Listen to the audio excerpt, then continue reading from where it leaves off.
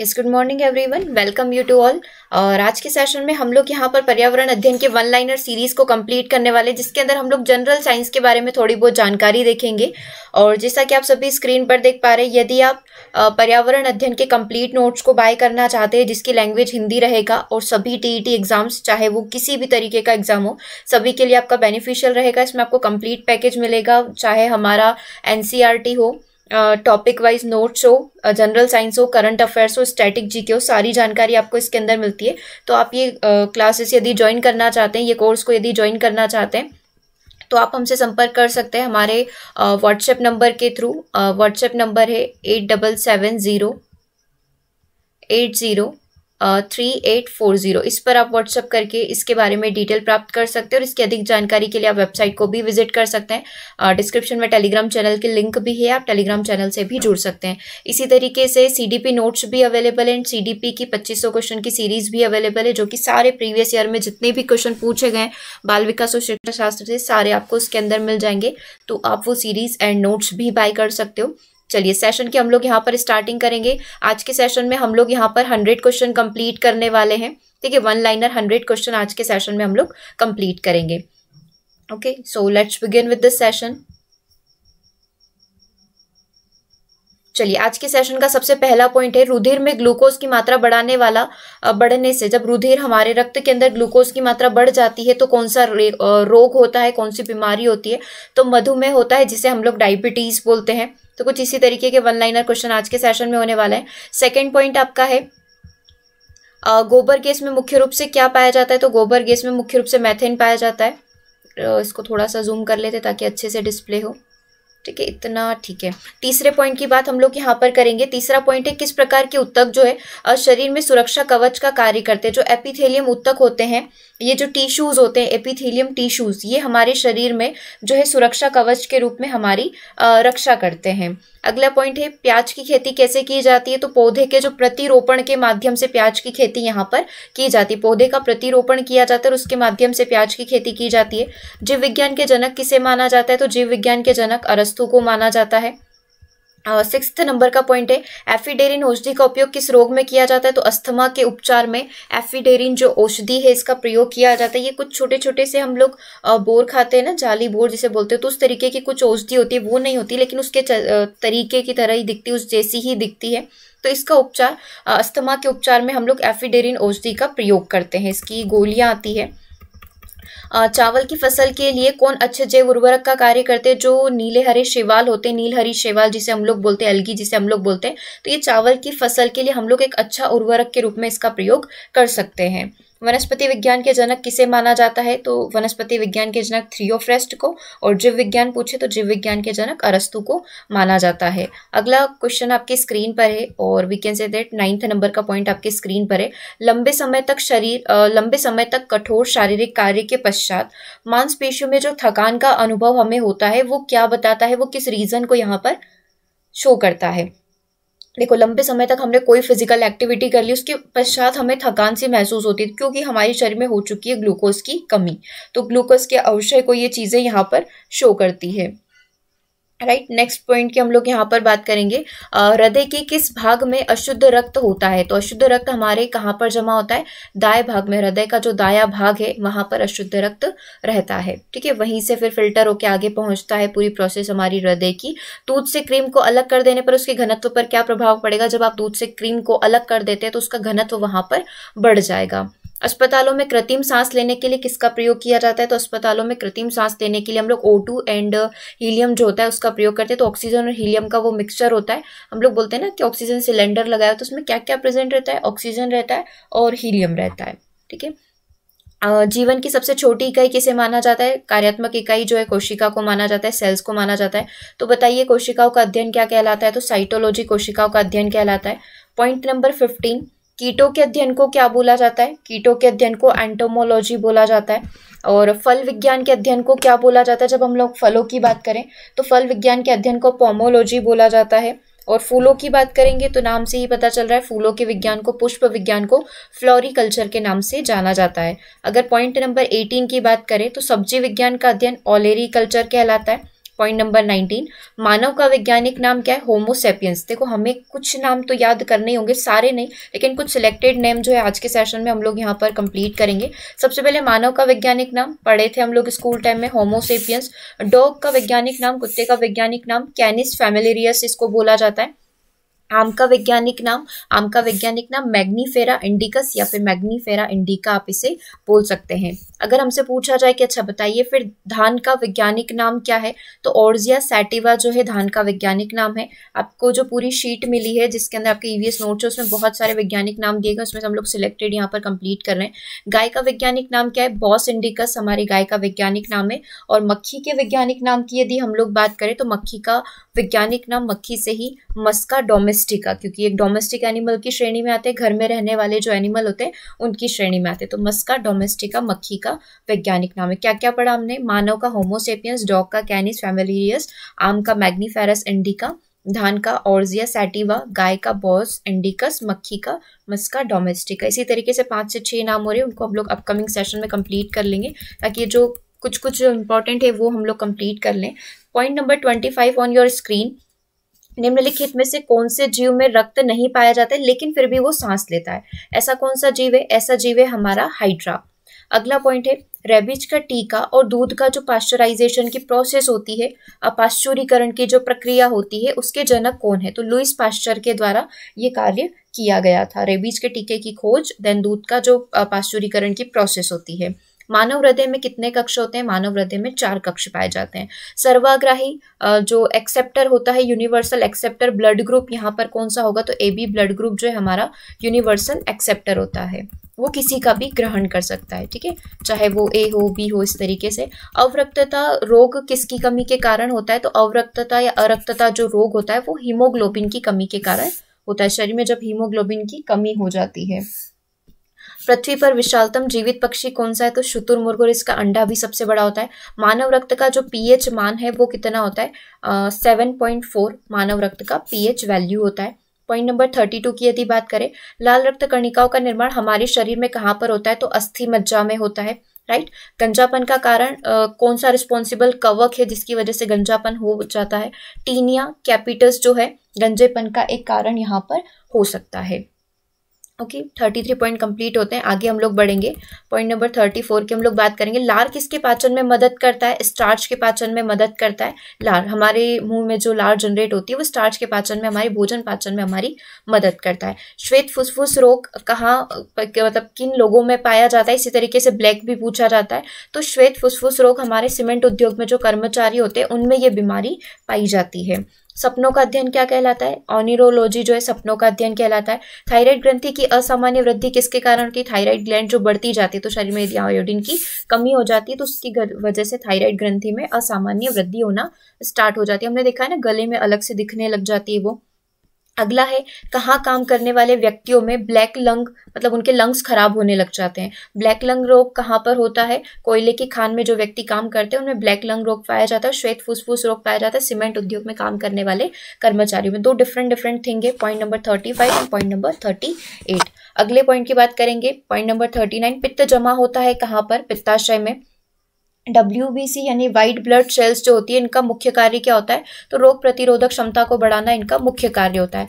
दिल का दौरा किसके कारण पड़ता है? तो हृदय में जब रक्त की कमी हो जाती है, जब हम लोग बोलते हैं ना कि रक्त जो है हार्ट तक नहीं पहुंच पा रहा है, ब्लॉकेज हो गए हैं उस लाइन के अंदर, ठीक है, उस नस के अंदर, तो उसकी वजह से जो दिल का दौरा यहाँ पर पड़ता है। हार्ट अटैक की बात यहाँ पर हो रही है।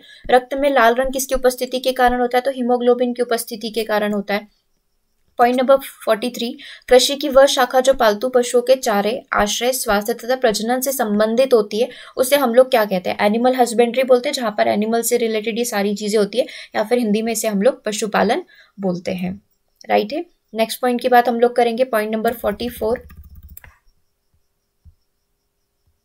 चलिए, पॉइंट नंबर 44 बोल रहा है, पौधों में क्लोरोफिल बनाने के लिए कौन सा तत्व सहायक होता है? तो पौधों में क्लोरोफिल बनाने के लिए मैग्नीशियम तत्व का Mg का होना बहुत आवश्यक है, ठीक है। Mg12 इसका वो हम लोग बोलते हैं ना नंबर्स होता है।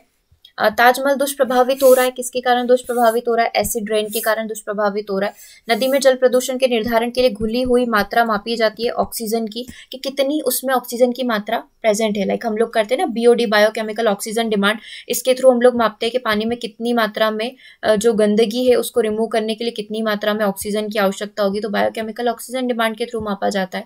यहाँ पर वही आंसर दिया गया है ऑक्सीजन की, राइट। अगले पॉइंट की बात हम लोग यहाँ पर करेंगे, पॉइंट नंबर 47। नमकीन क्षेत्र में होने वाली वनस्पतियों को क्या कहा जाता है?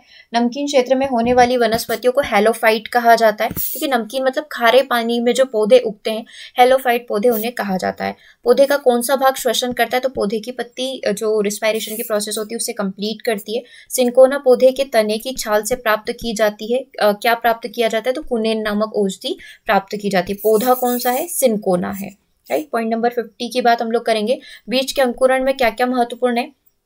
हवा अच्छी होना चाहिए, नमी होना चाहिए मिट्टी में, और उपयुक्त तापमान का होना आवश्यक है, तभी बीज अंकुरित हो पाएगा। तो ये 3 बेसिक प्राइमरी चीजें होती है जो बीज के अंकुरण के लिए आवश्यक होती है। वृद्धावस्था का अध्ययन क्या कहा जाता है? तो वृद्धावस्था के अध्ययन को जेरेंटोलॉजी कहा जाता है। तो यहाँ पर आपका आंसर हो जाएगा जेरेंटोलॉजी।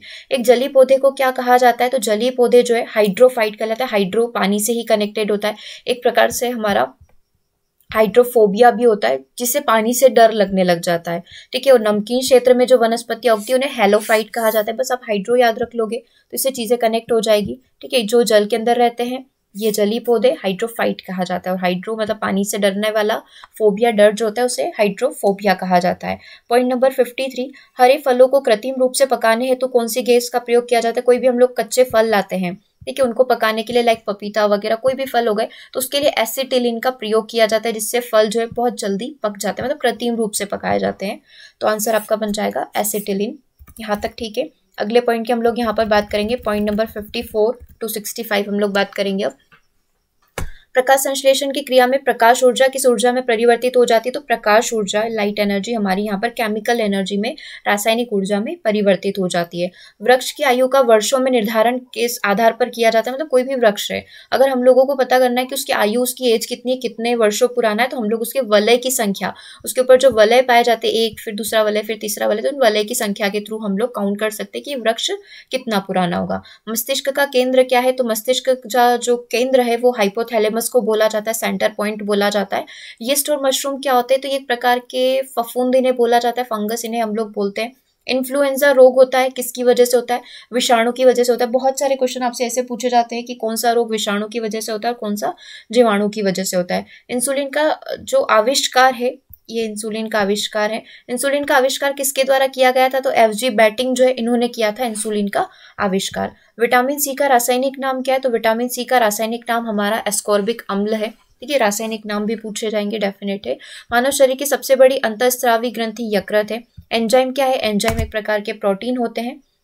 मनुष्य ने सर्वप्रथम किस जंतु को अपना पालतू बनाया था? तो सबसे पहले डॉग को उसने अपना, कुत्ते को अपना पालतू जीव बनाया था। गन्ने में लाल सड़न रोग किसके कारण होता है? गन्ने जो होते हैं उनके अंदर एक बीमारी होती है लाल सड़न रोग, तो वो किसके कारण होता है? वो कवक के कारण होता है। विटामिन सी का सबसे अच्छा स्रोत, point number 66 to 80। Vitamin C की बात करें तो विटामिन सी का सबसे अच्छा स्रोत क्या है? आंवला है। पेनिसिलिन की खोज किसके द्वारा की गई थी? अलेक्जेंडर फ्लेमिंग के द्वारा की गई थी। प्रकाश संश्लेषण के लिए कौन सी गैस आवश्यक होती है? तो CO2 गैस का होना आवश्यक है। पौधे व पेड़ का खाना तैयार करने की प्रक्रिया कौन सी प्रोसेस कहलाती है? प्रकाश संश्लेषण की प्रक्रिया, यानी कि फोटोसिंथेसिस प्रोसेस ये कहलाती है। विश्व का सबसे लंबा पौधा कौन सा है? यूकेलिप्टस कहा जाता है। पर्यावरण शत्रु भी यूकेलिप्टस को ही कहा जाता है। वह एकमात्र पक्षी कौन सा है जो पीछे की ओर उड़ता है? तो एकमात्र गुंजन पक्षी जो पीछे की तरफ उड़ता है। फूलों का अध्ययन जो है एंथोलॉजी यहाँ पर कहलाता है। और अगला पॉइंट नंबर 73 है, दूध का दही में जो जमने का कारण है वो क्या होता है? मतलब दूध जो है दही में कैसे कन्वर्ट हो जाता है? तो लैक्टोबैसिलस प्रोसेस के कारण दूध जो है दही में कन्वर्ट होता है। जुखाम का कारण क्या है? सर्दी जुखाम का कारण हमारा विषाणु है। संसार में सबसे तेजी से बढ़ने वाला पौधा कौन सा है? तो संसार में सबसे तेजी से बढ़ने वाला पौधा जो है बांस का पौधा है। नेक्स्ट पॉइंट नंबर 76, मानव शरीर में खून के शुद्धिकरण की प्रक्रिया को क्या कहा जाता है? तो डायलिसिस की प्रोसेस बोला जाता है। जब खून का शुद्धिकरण होता है तो डायलिसिस की प्रोसेस इसे नाम दिया गया, जो कि किडनी हमारी करती है। प्याज में खाद्य भाग, प्याज का हम लोग कौन सा भाग खाते हैं? तो प्याज का हम लोग तना खाते हैं। गुर्दे किडनी की कार्यात्मक इकाई, किडनी की यूनिट क्या होती है? नेफ्रॉन, है ना। गुर्दे की कार्यात्मक इकाई या जो इकाई होती है उसे नेफ्रॉन यहाँ पर यूनिट जो है नेफ्रॉन बोला जाता है। अगला है हमारे शरीर में त्वचा के नीचे वसा किसके विरुद्ध कार्य करता है, तो वो शरीर में ऊष्मा की हानि होने से रोकता है, तो इसके विरुद्ध हमारे शरीर के नीचे जो वसा की परत होती है वो कार्य करती है। पॉइंट नंबर 80, प्रकाश संश्लेषण का अंतिम उत्पाद क्या है, तो प्रकाश संश्लेषण का अंतिम उत्पाद जो है लास्ट प्रोडक्ट हमारा कार्बोहाइड्रेट है। चलिए अगले पॉइंट की हम लोग यहाँ पर बात करेंगे। पॉइंट नंबर 81, विटामिन ए की कमी के कारण नाइट ब्लाइंडनेस यानी कि रक्त अंधता हम लोग बोल सकते हैं, नाइट ब्लाइंडनेस, ठीक है, जिसमें हम लोगों को नाइट में नहीं दिखाई देता है, फिर ऐसे व्यक्ति को नाइट में नहीं दिखाई देता। ये मोस्टली हेरिडिटी आनुवंशिकता के कारण होता है और ये पीढ़ी दर पीढ़ी आती रहती है चीज़ें। अगला है साइबेरिया सारस के लिए आदर्श प्राकृतिक निवास राजस्थान है, राजस्थान में मिलेगा। सरिस्का और रणथंभौर किस जानवर के लिए संरक्षित है, जो कि राष्ट्रीय अभ्यारण्य है, सरिस्का नेशनल पार्क है। ये कहाँ के लिए है, सबसे पहले बाघ के लिए आरक्षण क्षेत्र है ये, और कहाँ पर स्थित है, तो राजस्थान में स्थित है। वही पॉइंट अगला बोल रहा है कि बाघों का प्रमुख रिजर्व सरिस्का कहाँ पर स्थित है, राजस्थान, अलवर जिले में स्थित है। सलीम अली राष्ट्रीय उद्यान कहाँ पर स्थित है, तो ये जम्मू कश्मीर में स्थित है। नेक्स्ट पॉइंट है चंद्रप्रभा वन्यजीव अभ्यारण्य 78 वर्ग किलोमीटर क्षेत्र में विस्तृत है, तो ये कहाँ पर स्थित है, तो उत्तर प्रदेश के चंदौली जिले में स्थित है। ठीक है, पॉइंट नंबर 86 कंप्लीट होता है। पॉइंट नंबर 87, करेरा वन्यजीव अभ्यारण्य लगभग 202 वर्ग किलोमीटर क्षेत्र में स्थित है, तो कहाँ पर है, मध्य प्रदेश के शिवपुरी जिले में। 160 वर्ग किलोमीटर क्षेत्र में फैला जयसम्मद वन्यजीव अभ्यारण्य कहाँ पर स्थित है, जयसम्मद वन्यजीव अभ्यारण्य जो है हमारा राजस्थान के उदयपुर जिले में स्थित है। लोकटक झील जो भारत में ताजे पानी की झील मानी जाती है, ये कहाँ पर स्थित है, ये लोकटक झील हमारी मणिपुर में स्थित है।